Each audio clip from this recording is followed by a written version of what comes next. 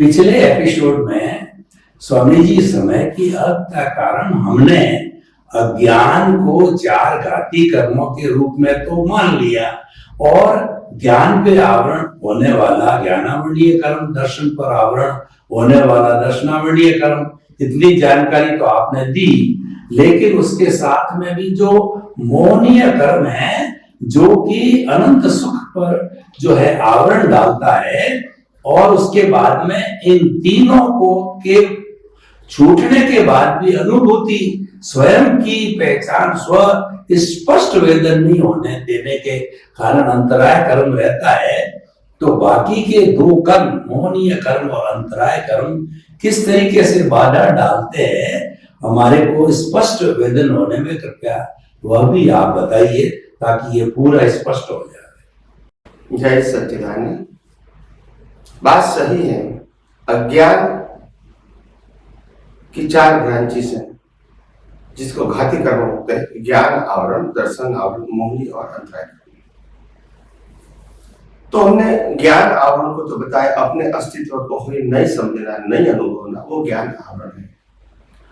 और अस्तित्व के साथ जुड़ा हुआ शरीर और शरीर के संयोगों का रहस्य नहीं जानना, सनातन सिद्धांत के रूप में नहीं जानना, वो दर्शन आवरण है।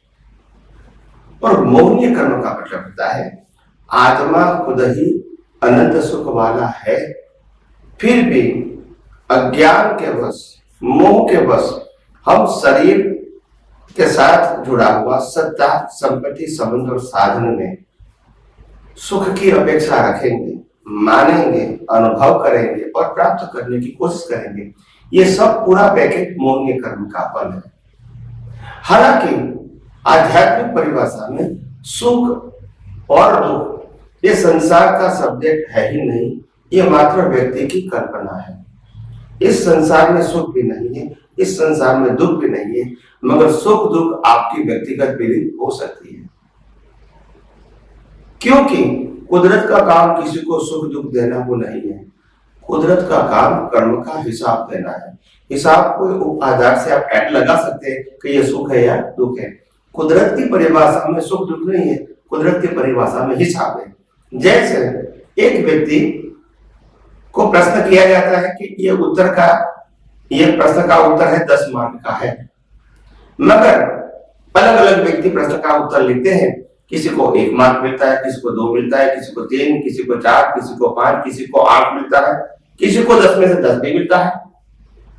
तो प्रश्न ये है कि मार्क देना वो फेल करना नहीं है। मार्क देना मतलब आपने लिखा हुआ उसका क्या दिया, रिजल्ट दिया। अभी रिजल्ट में आप फेल भी हो सकते हैं, पास भी हो सकते हैं। उसमें सुख दुख रिजल्ट देने वाले दिया वो सब्जेक्ट नहीं आएगा। तो सुख दुख हमारी कल्पना है। एक के लिए सुख हो सकता है, वही बात दूसरे के लिए दुख भी हो सकती है। जैसे एग्जाम्पल, अगर एक मंदिर है, भव्य मंदिर, जहां लोग दर्शन करने के लिए जाते हैं, और पूनम का दिन था और लोग दर्शन करने के लिए जाते थे। जब दर्शन करके एक सज्जन बाहर आया तो एक भिक्षुक ने कहा कि इतना बड़ा दिन है, त्योहार है पूनम जैसा, तो आप कुछ न कुछ दान दक्षिणा दीजिए। तो वो सज्जन ने उसको 5 रुपये की नोट दिया। तो उनके लिए ये सुख है। वही मंदिर के बाहर थोड़े समय के बाद एक BMW वाला आया, उसको भी उन्होंने 5 रुपया दिया, तो उनको ये इंसल्ट था। तो 5 रुपया में सुख दुख नहीं है, दोनों की बिलीफ के आधार से सुख दुख है। तो सुख दुख हमारी बिलीफ है। सुख दुख अवस्था नहीं हो सकती है, भुगतान हो सकता है मगर अवस्था नहीं है। तो इसीलिए कहा दुनिया में सुख दुख जैसा कुदरत की परिभाषा नहीं है, ये हमने इंसान ने बनाई परिभाषा है, सुख दुख की परिभाषा है। दूसरी बात, सुख दुख जो होता है कल्पना है, फिर भी सही लगता है, क्योंकि हमारी बिलीफ कहीं अवतारों से घार हो गई है। मेरे को जो पसंद होता है उसमें मैं सुख मानता हूं, और मेरे को पसंद नहीं है उसमें मैं दुख मानता हूं। जैसे मेरे को खाना वो मेरे नेसेसिटी है जीवन की, शरीर के लिए, मगर खाने की पसंदगी उसमें चॉइस है। अगर वो चीज, जो चीज हमको पसंद नहीं है, अगर वो देंगे तो हमको अच्छा नहीं लगेगा। वही चीज जिसको पसंद है उनको देंगे तो उनके लिए आनंद का विषय है।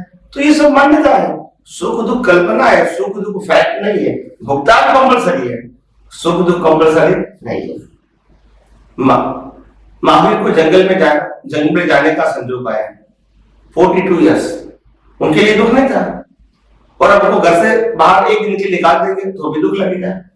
तो ये तो अपनी खुद की कल्पना है, फैक्ट नहीं है।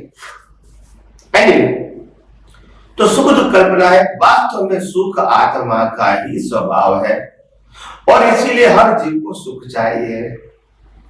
सुख आत्मा का स्वभाव है, वो प्राप्ति की बात नहीं है, स्वभाव है। मगर क्योंकि हमारी कल्पना सुख की बाहर है, इंद्रियों के माध्यम से है, बुद्धि के माध्यम से है, इसीलिए हम बाहर ही ढूंढते हैं।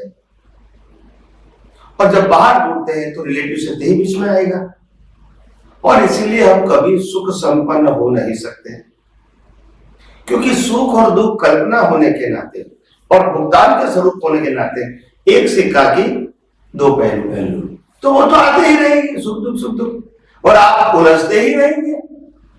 वास्तव में ये कर्मों का हिसाब है और हिसाब को अगर तटस्थ भाव से देखोगे तो ये कुदरती रचना है। तो कुदरती रचना देखोगे तो सुख दुख आपका सब्जेक्ट नहीं रहेगा, तो कुदरती रचना देखोगे तो सुख दुख सब्जेक्ट बाहर नहीं रहेगा।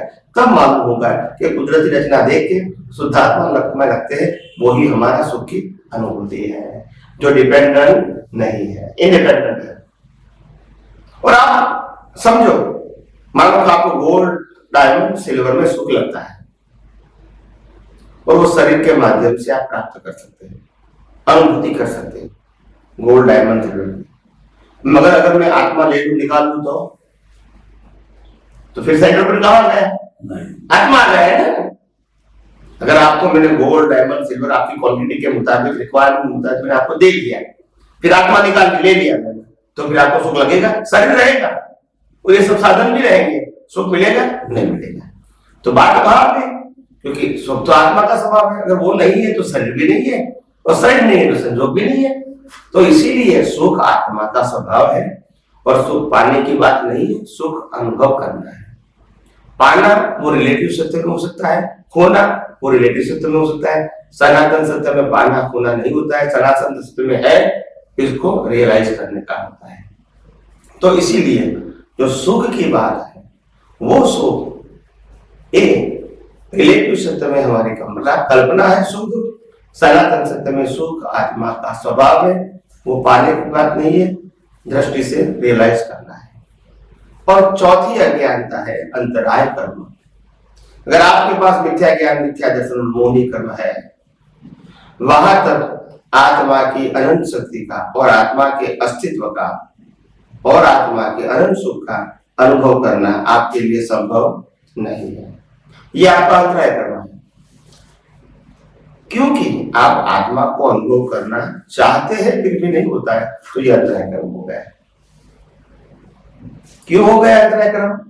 ज्ञानावरण, दर्शनावरण और मोहिनी कर्म। तो ये जहां तक जिंदा रहेंगे वहां तक अंतराय कर्म रहेगा। अगर ये तीनों मर गए फिर भी अंतराय कर्म रहेगा, मगर उसको समय कहेंगे, समयवर्ती अंतराय। यानी आज आपका तीनों अज्ञान खत्म हो गया, फिर भी आज आपको केवल ज्ञान नहीं होगा, केवल दर्शन होगा, और केवल दर्शन से केवल ज्ञान का बीज होता है।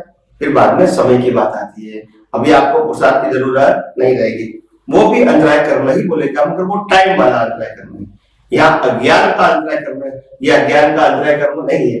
ये समय की ड्यू डेट न होने से अनुभूति नहीं होती है।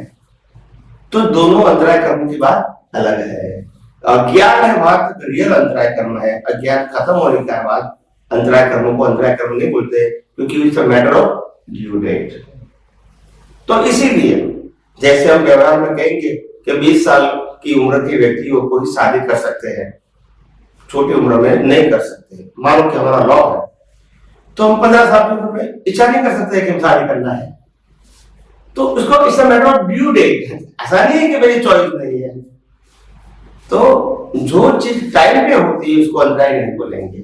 अगर आपको लॉटरी 50 साल की उम्र के बाद 51 साल की एंट्री में ही आपको लॉटरी होने वाली है, और अभी आप 50-25 साल की उम्र के हैं, तो आप कहेंगे कि मेरे को लॉटरी कब लगेगी, कब लगेगी, कब लगेगी। वो आप सोच सकते हैं, मगर इसकी ड्यू डेट तो फिक्स है, जिसका आपको मालूम नहीं है, तो उसके लिए पुरस्कार की जरूरत नहीं होती है। तो ऐसे यहाँ भी ऐसा होता है।